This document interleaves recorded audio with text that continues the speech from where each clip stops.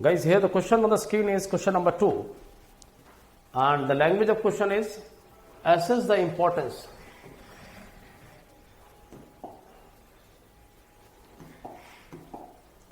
Question is you have to assess the importance of the accounts of Chinese and Arab travelers in the reconstructions of the history of India. Question is descriptive nature type questions, and here for the last 4 or 5 years you may be aware UPSC is asking the questions from literature in the mains also, like the contribution, how the Puranas are important, how Puranas had helped for the reconstruction of Indian history. So guys, for the last 3-4 years you may be aware one question is coming from literature in the mains also. In the prelims also you can find at least around 2 questions from the literature. So here the question is coming from the foreign travelers, how far their writing is relevant for the reconstruction of Indian history. So I think the language is very clear, very simple language is here, that the Chinese and Arab travelers, how their contribution, how their writings are important in the reconstructions of the history of India. So see how we can proceed here. Chinese and Arab travelers.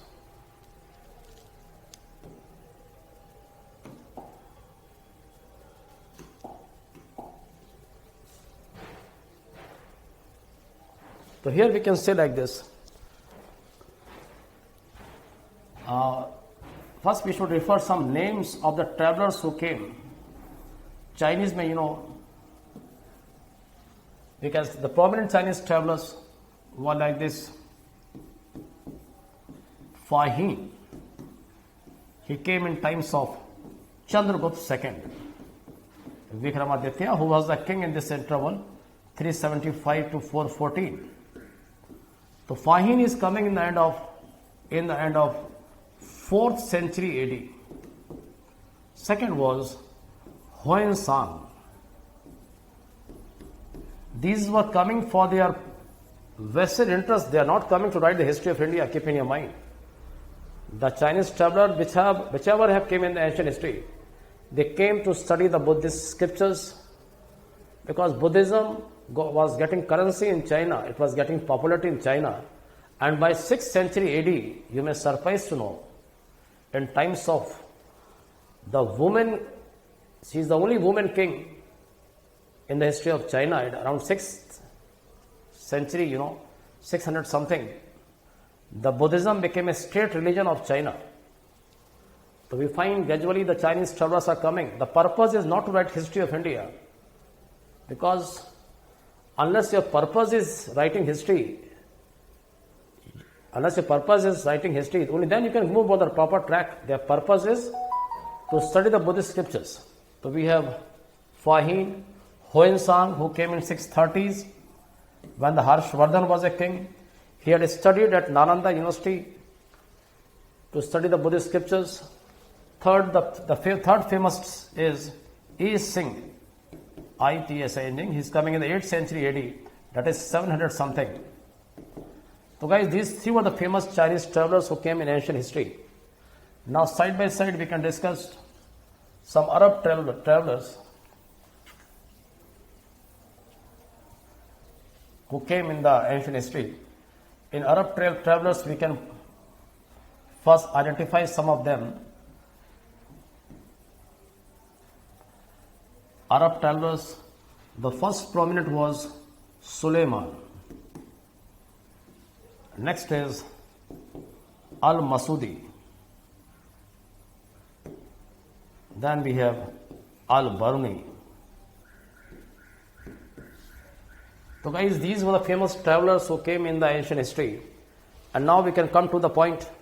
The question is asking how far their writing is relevant for the reconstruction of the history of India.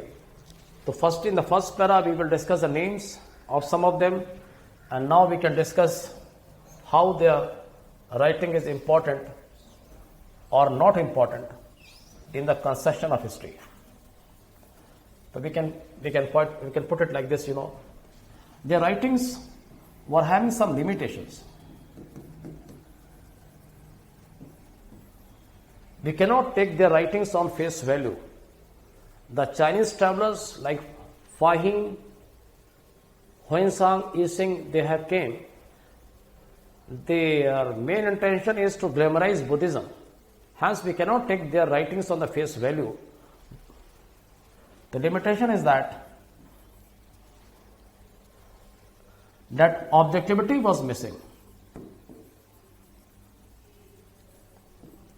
Objectivity is missing.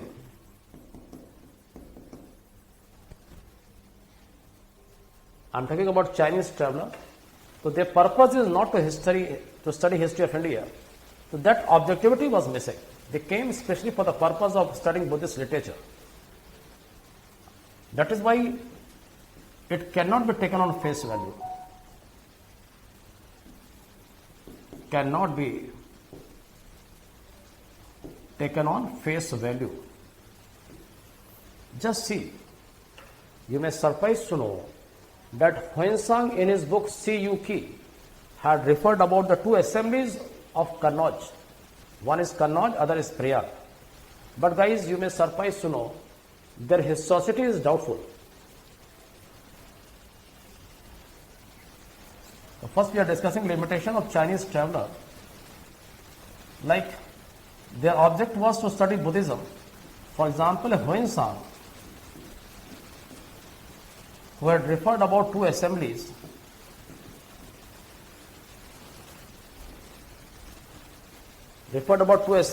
called by King Harsha, but you may surprise to know we don't have any cross evidences. Even the Ban Bhatt, who was a historian of Harsha, had not referred about the assemblies. Hence, it became a point of debate whether the writings of Huansang is reliable or not. Because how it is possible that Ban Bhatt, who is a historian of Harsha, had not referred about them? Similarly, these Chinese travelers had glamorized the Buddhism like anything. They had prejudiced view about Brahminism. Hence, we can say these were the limitations in the writings of the Chinese travelers. Their goal was Buddhist literature, Buddhist religious literature. Hence, whatever they are writing about Indian society, Indian polity, Indian economy, we cannot take their writings on face value because writings are lacking objectivity. Here I had given you a good example that Huansang referred about the assemblies, but we don't find any difference in the contemporary other literature. Even Ban Bhatt has not referred about it. Now we can come to the point.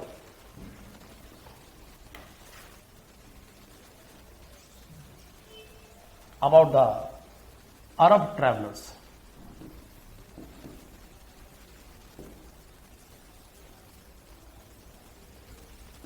The Arab travelers like Suleiman al-Masudi,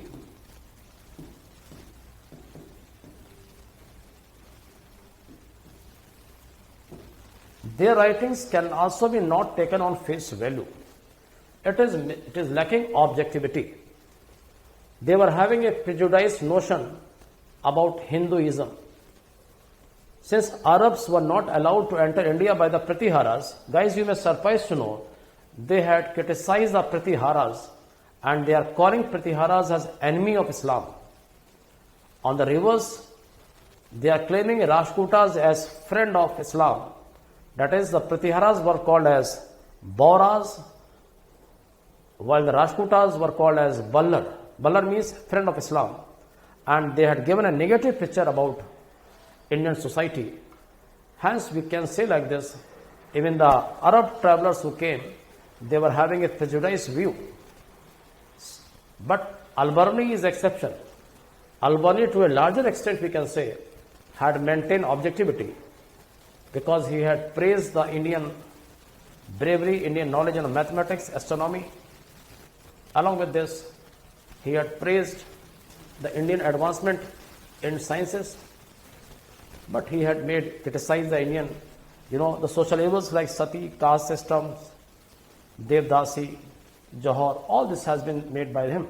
But if we compare all of them, we can say the writings of Chinese travelers, Arab travelers, cannot be taken on face value because these writers, travelers, were missing objectivity. So guys, we can conclude this question here. And now we can move towards the next question. That is question number 3.